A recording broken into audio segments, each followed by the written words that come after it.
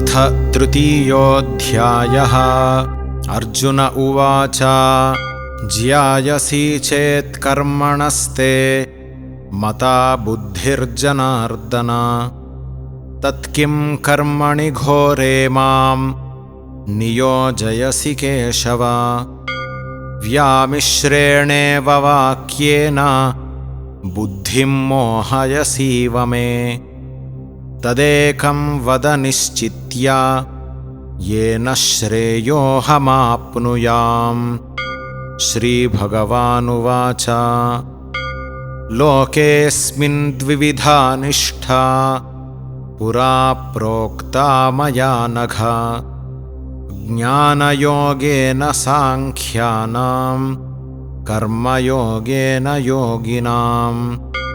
न कर्मणामनारम्भात् नैष्कर्म्यं पुरुषोऽश्नुते न च सन्न्यसनादेव सिद्धिं समधिगच्छति। न हि कश्चित् क्षणमपि जातु तिष्ठत्यकर्मकृत् कार्यते ह्यवशः कर्म सर्वः प्रकृतिजैर्गुणैः। कर्मेन्द्रियाणि संयम्य य आस्ते मनसा स्मरन् इन्द्रियार्थान् विमूढात्मा मिथ्याचारः स उच्यते। यस्त्विन्द्रियाणि मनसा नियम्यारभतेऽर्जुन कर्मेन्द्रियैः कर्मयोगम् असक्तः स विशिष्यते। नियतं कुरु कर्म त्वं कर्म ज्यायो ह्यकर्मणः शरीरयात्रापि च ते न प्रसिद्ध्येद कर्मणः। यज्ञार्थात् कर्मणोऽन्यत्र लोकोऽयं कर्मबन्धनः। तदर्थं कर्म कौन्तेय मुक्तसङ्गः समाचर। सह यज्ञाः प्रजा सृष्ट्वा पुरोवाच प्रजापतिः अनेन प्रसविष्यध्वं येषवोऽस्त्विष्टकामधुक्। देवान् भावयतानेन ते देवा भावयन्तु वः परस्परं भावयन्तः श्रेयः परमवाप्स्यथ। इष्टान् भोगान् हि वो देवाः दास्यन्ते यज्ञभाविताः तैर्दत्तानप्रदायैभ्यो यो भुङ्क्तेस्तेन एव सः। यज्ञशिष्टाशिनः सन्तो मुच्यन्ते सर्वकिल्बिषैः। भुञ्जते ते त्वघं पापाः ये पचन्त्यात्मकारणात्। अन्नाद्भवन्ति भूतानि पर्जन्यादन्नसम्भवः। यज्ञाद्भवति पर्जन्यो यज्ञः कर्मसमुद्भवः। कर्म ब्रह्मोद्भवं विद्धि ब्रह्माक्षरसमुद्भवम्।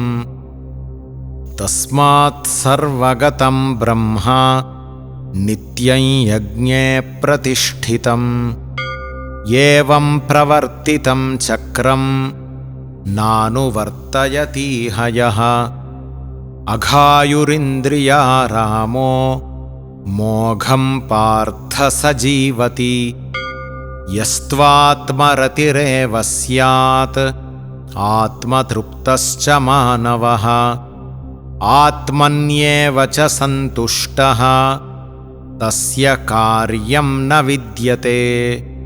नैव तस्य कृतेनार्थो नाकृतेनेह कश्चन। न चास्य सर्वभूतेषु कश्चिदर्थव्यपाश्रयः। तस्मादसक्तः सततं कार्यं कर्म समाचर। असक्तो ह्याचरन् कर्म परमाप्नोति पूरुषः कर्मणैव हि संसिद्धिम् आस्थिता जनकादयः लोकसङ्ग्रहमेवापि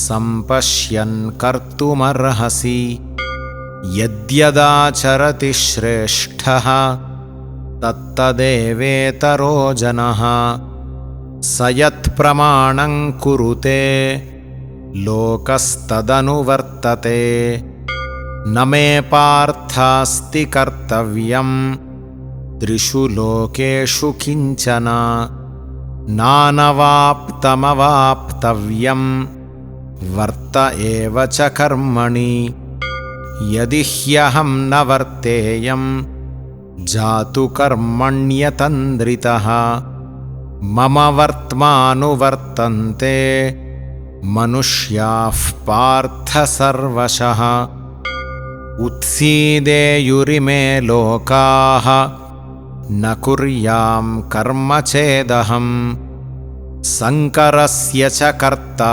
स्याम् उपहन्यामि माः प्रजाः सक्ताः कर्मण्यविद्वांसो यथा कुर्वन्ति भारत कुर्याद्विद्वांस्तथा सक्तः चिकीर्षुर्लोकसङ्ग्रहम् न बुद्धिभेदं जनयेत् अज्ञानां कर्मसङ्गिनां जोषयेत् सर्वकर्माणि विद्वान् युक्तः समाचरन् प्रकृतेः क्रियमाणानि गुणैः कर्माणि सर्वशः अहङ्कारविमूढात्मा कर्ताहमिति मन्यते तत्त्ववित्तु महाबाहो गुणकर्मविभागयोः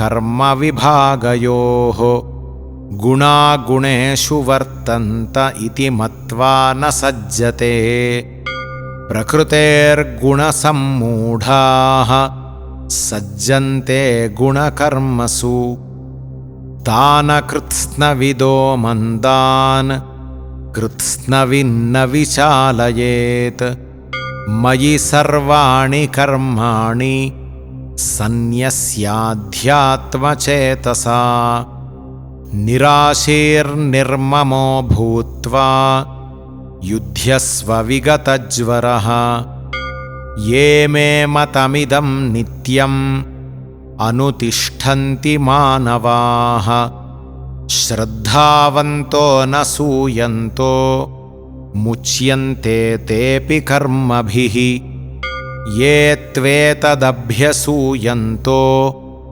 नानुतिष्ठन्ति मे मतम् सर्वज्ञानविमूढांस्तान् विद्धि नष्टान् चेतसः सदृशं चेष्टते स्वस्याः प्रकृतेर्ज्ञानवानपि प्रकृतिं यान्ति भूतानि निग्रहः किं करिष्यति इन्द्रियस्येन्द्रियस्यार्थे रागद्वेषौ व्यवस्थितौ तयोर्न वशमागच्छेत् तौ ह्यस्य परिपन्थिनौ श्रेयान् स्वधर्मो विगुणः परधर्मात् स्वनुष्ठितात् स्वधर्मे निधनं श्रेयः परधर्मो भयावहः अर्जुन उवाच अथ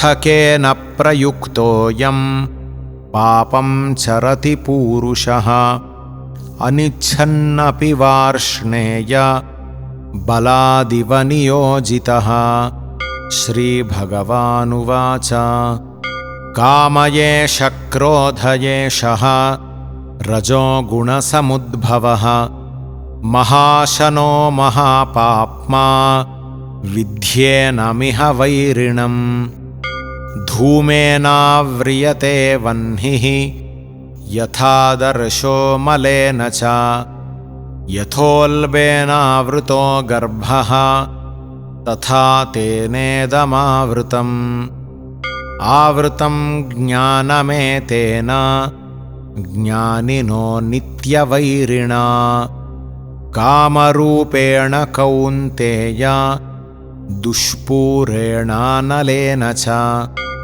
इन्द्रियाणि मनो बुद्धिः अस्याधिष्ठानमुच्यते एतैर्विमोहयत्येषः ज्ञानमावृत्य देहिनम् तस्मात्त्वमिन्द्रियाण्यादौ नियम्य भरतर्षभ पाप्मानं प्रजहिह्येनं ज्ञानविज्ञाननाशनम् इन्द्रियाणि पराण्याहुः इन्द्रियेभ्यः परं मनः मनसस्तु परा बुद्धिः यो बुद्धेः परतस्तु सः एवं बुद्धेः परं बुद्ध्वा संस्तभ्यात्मानमात्मना जहि शत्रुं महाबाहो कामरूपं